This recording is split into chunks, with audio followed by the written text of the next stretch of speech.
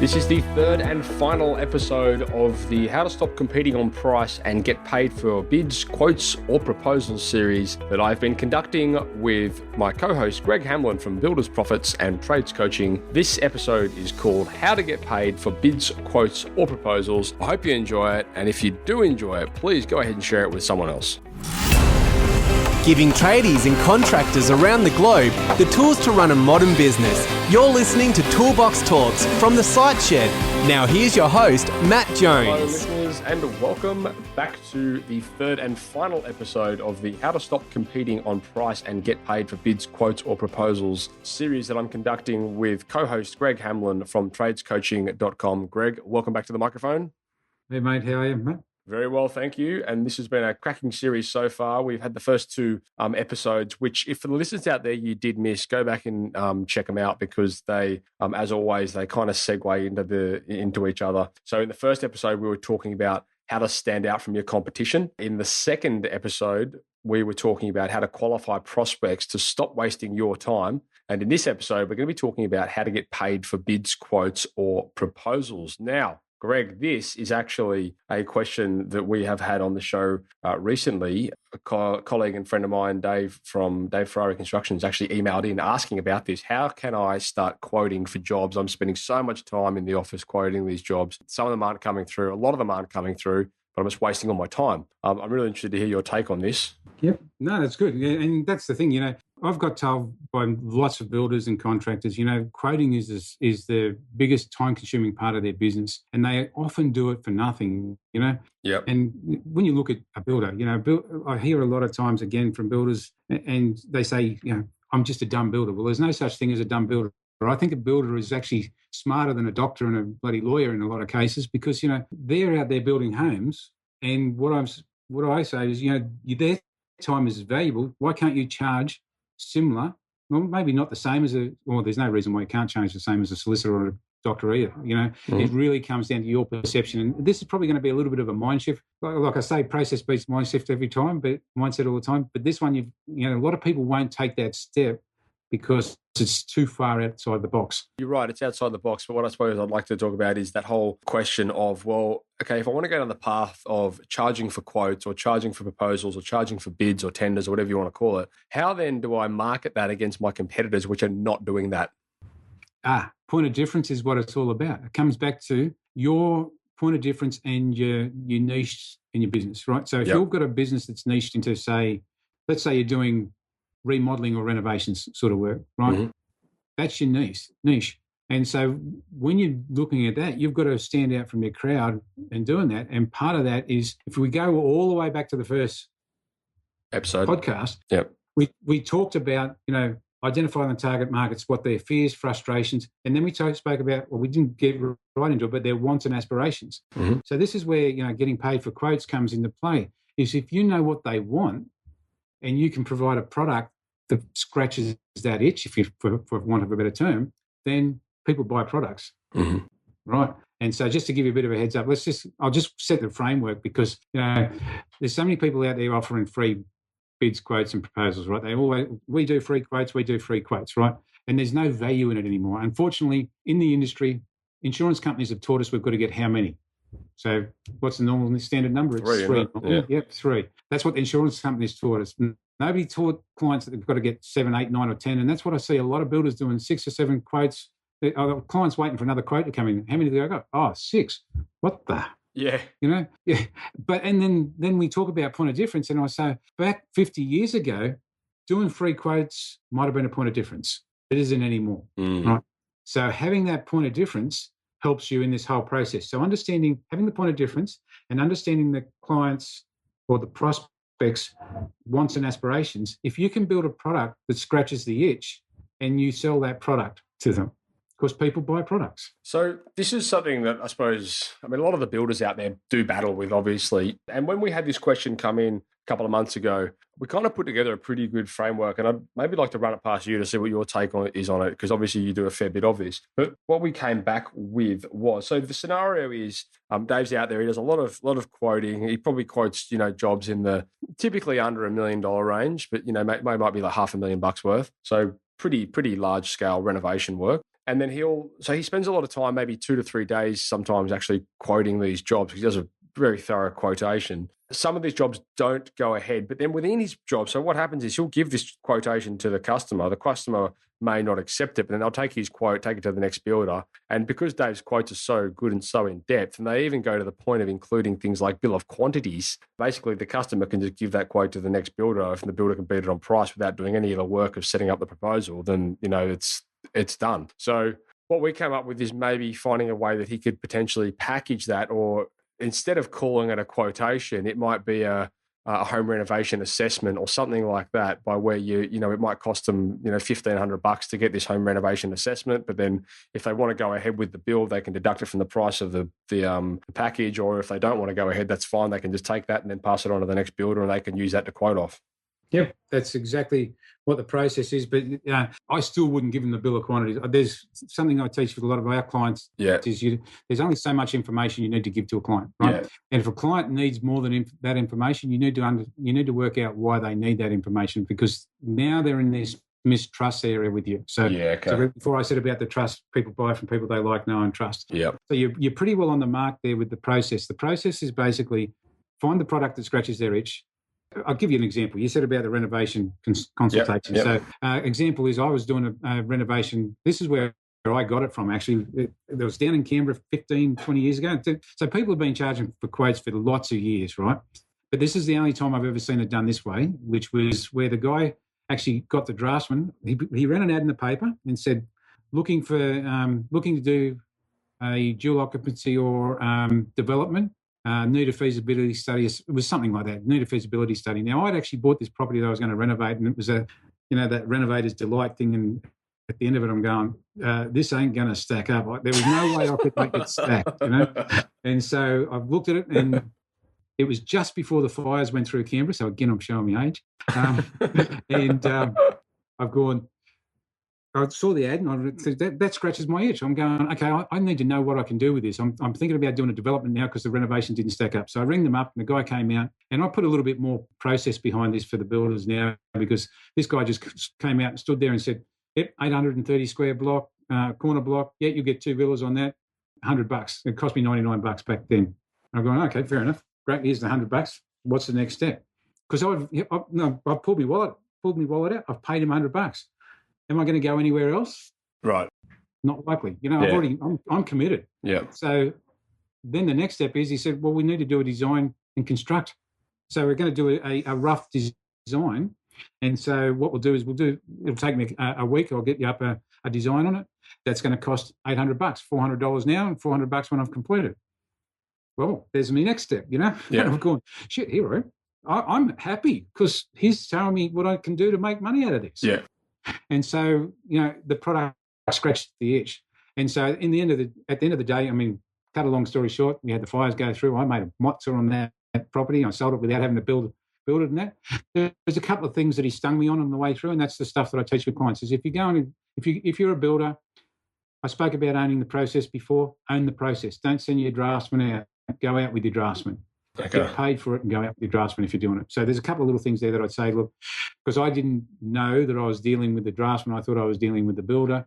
And then when it came around to doing the drawing, I knew I was dealing with the draftsman then. And then when I wanted the plans to sell the plans, well, he had the copyright. And so I'm now in a dispute to get the plans. And long story short, yeah, it was good. I still had a great outcome. I still made $180,000 on the project, right? Yeah. So I'm sitting here going, yeah, it was still okay, but it was a painful process. Yeah, okay. You're not meant to make it painful. So what I'm saying now is if you get a product that addresses their itch, that feasibility study, that was a feasibility study he called it. He called it a development feasibility study. But you're right with the renovation console. So what you're really looking to do is put a sexy name on it. So put a handle on it. So try and put a handle on it that's not the same as... You've got to get rid of the word quote out of bid, quote, or proposal. Exactly. Everybody's got to take those words and just put them in the bin, never ever to use them again. Yeah. Right? And so if you turn it into a product, when you go to the supermarket, what do they sell? Products. Guess what? You've now got a product. So whether that, and I'm a believer, I've got clients that are doing somewhere between $1,500 and $2,000 every time for a quote or proposal, right? Because your time is, like if you're doing a full-blown proposal, you're going to spend a week on it. Yeah. Some guy, again, we won't get into systems, but there's some great tools out there you can do. If I talk to somebody that says about $120,000 quote, they'll say, oh, yeah, that might take me a week or might take me 2 weeks. And I've got other guys out there who will say, yeah, that takes me 2 hours on my software, you know? Yeah, that's right. Right, so there's all that sort of stuff in play as well. But, you know, you still got to, even if it took 2 hours, I would still charge $1,500 or $2,000. There's no two ways about it. You've got to charge a decent amount of money for your time. Well, at that, and you're selling the product.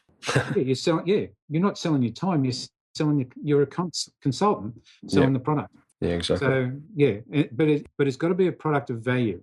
So going back to my example with the guy in Canberra, just to add value to it, have a checklist. You know, just stand there with a pen at least. Yeah. Not just stand there and scratch your head and say, yeah, that'll fit.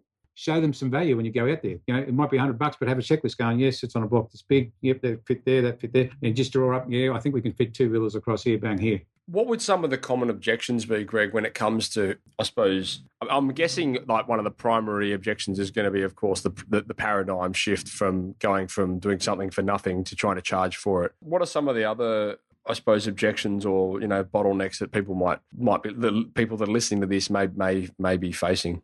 You know, it's that whole, I suppose, not positioning as a product properly. Yeah. And that's the thing. It is a product. You're going to add value. So the product doesn't add value to the conversation that's going on in the prospect's mind, right? If the product doesn't add value to the prospect's to that prospect, then you're never ever going to sell it. And that's probably another thing is trades and contractors tend not to value their time as much as anybody else. And that's the paradigm shift, I suppose, when they don't value their time.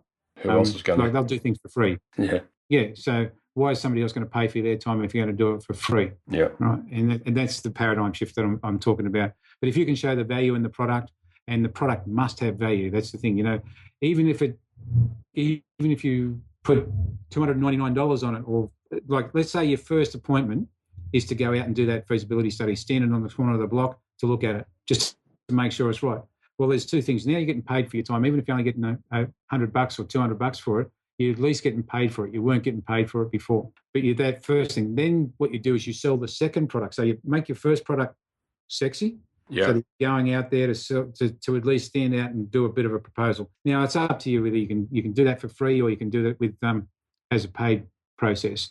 And a lot of guys do that valued at $399 free for the first 7 calls. Yeah. You know, I'm not a fan of that. I think as well though, I mean, yeah, we're talking at the moment, I suppose, like we're kind of pitching this towards, you know, your builders and but that kind of client that goes, that kind of tradesperson that might go out there and quote like a bigger project. But it also applies to, like what you're talking about there applies to pretty much any business at any level, in the sense that what you're talking about is getting people to qualify themselves through various stages of the buying process. So it doesn't have to necessarily, I mean, if you're running a maintenance plumbing company, it's going to be hard for you to, I suppose, apply that specific example to it. But I mean, one thing you can do is you can get them to qualify through your website for a certain way. Like if they can download some sort of document, that's qualified them more than someone that hasn't. And if they've taken a step to maybe join your membership club or something like that, they're obviously more qualified than the person before them. Yeah, well, for the domestic plumbers and that I've worked with in the past, it's risk reversal. You know, they don't really need to do quotes. If you can risk reversal the product or the thing, if you can take the risk away from it, because again, you don't want the tire kickers and time wasters, the people that are going to penny pinch and whinge about, 50 cents here or $2 here. You want A grade clients. You don't want C and D grade clients. So this is moving away from getting paid for quotes. But if you're in the domestic plumbing or electrical space, if you're looking at risk reversal, going back to our first thing where we were talking about point of difference, understanding what their fears and frustrations are, if you can address that in your marketing and take that risk away from the client, well, then there's no need to do quotes. They'll just pay for your services. Yep. In saying that, I mean, there's some bigger size. I mean, you might be doing quotes for $1,500 job or $2,000 job. Yes, then that might be a little bit different. But again, if you can take that risk away, and that's what you're doing with this. If you do that $300 and you go ahead, we'll take it off the next product, or take it off your job when you go ahead. So you're basically taking that step from, and that's why I say two products, because even people going out and doing a free assessment, I still think they should be paid for their time. Yeah. Don't go out and do a free assessment. That's probably been the biggest roadblock for me, is the guys that don't want to pay for that, don't want to charge for that free assessment. Mm-hmm. And that's because they haven't built that product in the first place. They haven't really identified what that product should be. They haven't really got into the client's wants and aspirations. And so that, I suppose that's it. But as I said, the product must add value to the prospect's life, to the process, and then after that, you then pull the risk out of it by saying, if you go ahead, then we'll take it off the price. Yeah, interesting. Yeah.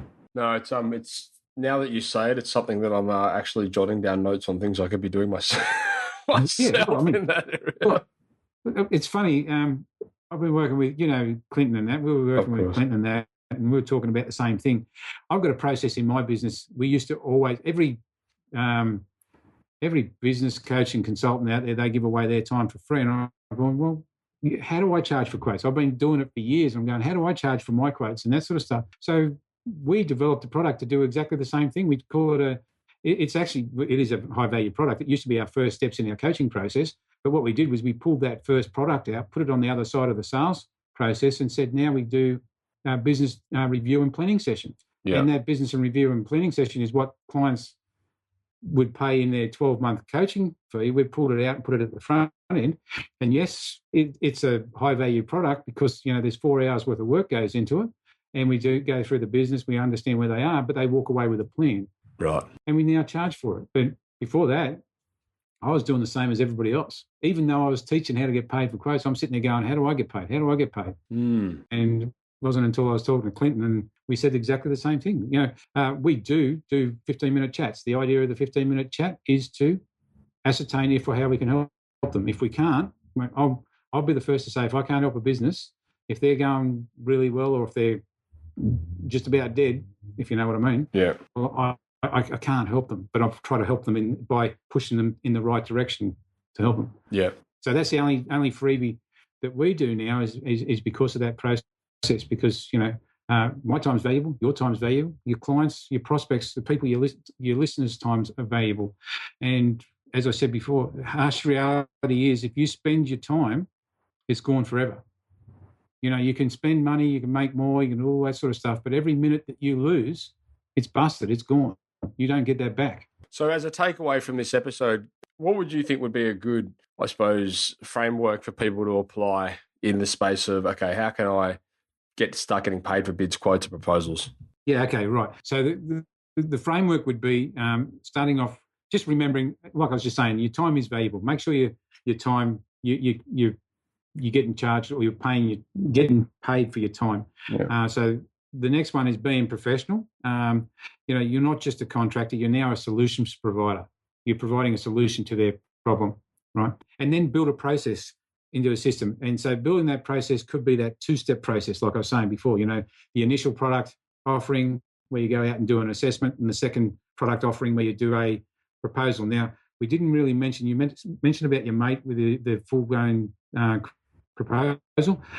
We just set up a simple template that gives like a workflow, stages in the job, again, showing them a clear path. So again, if you can show the clients your clear path and control that process, then you're helping them to buy. But build that process. And the other one you can use is, software. There's plenty of software out there now. Yeah. There's some quoting software where you can actually go out and sit in front of a client and quote in front of a client. Do your process in front of a client and come up with a price with it. There's some other software out. You can just get the picture. The plan. Picture. Good on me. The plan. You get the plan, you scan it and turn it into a 3D rendering, and you sell that 3D rendering for $1,500, $2,000, $2,500 or whatever, and they own that 3D rendering of the project, right? So there's some great software out there. But again, really the process is if you can control the whole process, like I said in the other episodes, if you can control that process. So if somebody rings you up, you control that process from when they ring up to the start of the job or to the finish of the job, or even past the finish of the job for that matter. But I'll give you an example. I suppose this is more of a sales thing, but I wanted to give you an example. Years ago, when I first got into sales, I wanted to go and buy a suit. I went up to good old Grace Brothers when it was up in Broadway up there. I walked in there, $1,000 in my pocket. I'd just come off of building Parliament House and I was getting in my first sales career. I was there with $1,000 and I could have let the gun go off. I walked up to the suit area, I'm standing around looking there. I had no idea what I was going to buy. Mm-hmm. 3 salespeople would not move away from that counter. Yeah. Right? But I walked out, an hour later, I walked out with nothing.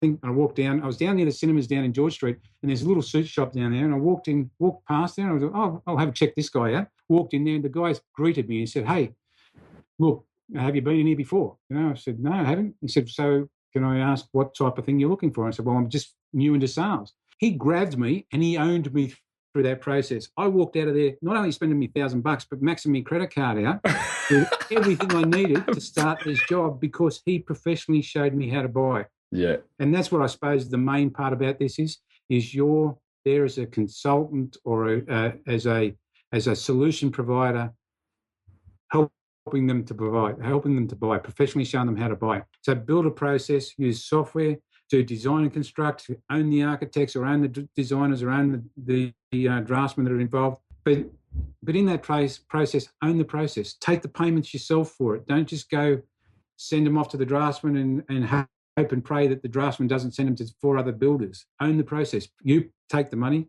and pay the draftsman. Yeah. See? So really it is about owning that process. Love it. Well, look, mate, I think that pretty much wraps up this episode, unless there was anything else you wanted to add. No, I think, like I said, keep saying process beats mindset all the time. So I would say, get in, build the steps out and own that process. That's probably the biggest takeaway. Beautiful. Well, look, mate, that's a wrap for this episode. That's a wrap for this series. I just want to say thank you very much for, I suppose, informing us and filling us in on all this stuff that you work so hard to create over the years. I know for certain the audience are going to love this. How can people find you? Yeah, I suppose the best way is just go to either buildersprofits.com or tradescoaching.com. Fantastic websites and just book into. Easiest thing is use the contact us form on there. Yep. And we've got a couple of giveaways we'll give away as well. So okay, cool. Well, look, there'll all be links to this in the show notes regardless. And I know your guys have put together some pretty useful infographics that relate to each of those episodes. So for any of the listeners that want more information or they want to get hold of Greg, just head across to the show notes for this episode and you'll be able to get a direct link to that. So Greg, thank you once again. We will no doubt be in touch, and I can almost guarantee there's going to be more questions coming back relating to this podcast, so we may have to drag you back onto the mic. Not a problem at all, man. Great. Thanks. All right, listeners, that's a wrap. Thank you, Greg, and we'll be speaking to you in the next episode. Thank you for listening to another episode of Toolbox Talks. If you're liking what you hear, then you can head across to the siteshed.com where you can join our community by signing up to our Toolbox Talks. You'll get sent a weekly notification, which is basically a highlight of everything that we've spoken about during that week, along with any other industry news that may be relevant or specific to the trades. If you're enjoying the show, you can head across to iTunes, Stitcher, or SoundCloud, where you can leave us a review. That would be fantastic, and all the reviews get read out in the show. Likewise, if you have any friends or colleagues that you think would benefit from the show and the episodes that we create, then please go ahead and share it with them.